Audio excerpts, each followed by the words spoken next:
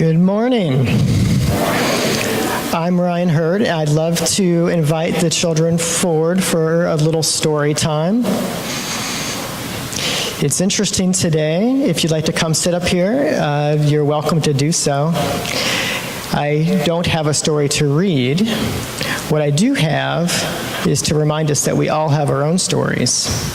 And I just wanted to ask a question. Did you see the big tree that fell today? I was wondering to myself what that tree could tell us about its memories if it could talk. I mean, that tree, I asked a few people today and they said that tree, that oak tree that fell was probably 75 years old, maybe even 100 years old. So it could have been planted when this church was being built, 1928, or maybe 10 or 20 years after that. That tree was definitely around when Martin Luther King Jr. gave a sermon here, right there in 1960. That tree was standing sentinel. So that tree's seen a lot, and it kind of reminded me that we've all seen a lot. But the interesting thing about memory is that it's not guaranteed, especially memories from when we're really young. And so I began reflecting about my own first memories.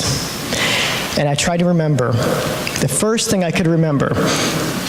And what I came up with was the smell of coffee and the sound of the radio some early morning in Buffalo, New York, when I was probably maybe 1.5 or 2 years old.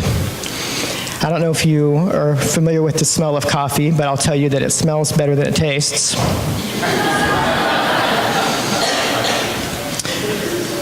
And so I wanted to ask y'all gathered in front of me if you can tell me your first memory. Yeah.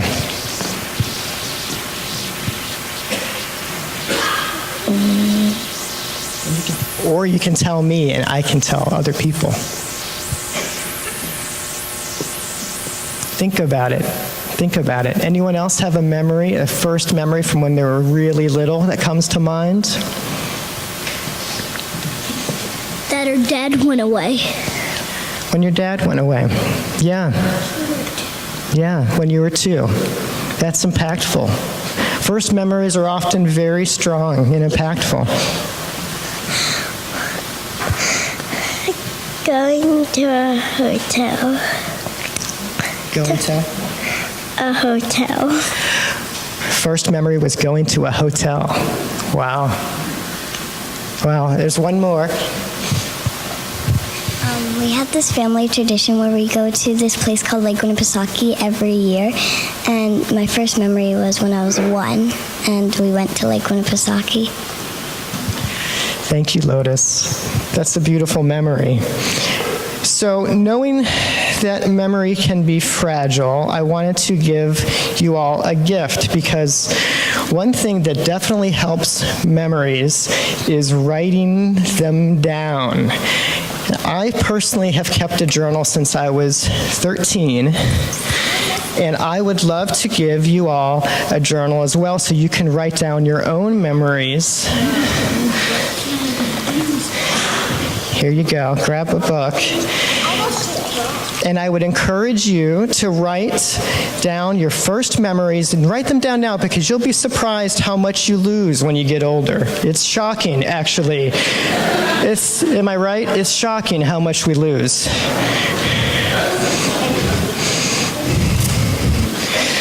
Okay, well, thank you. And we'll now sing the children out.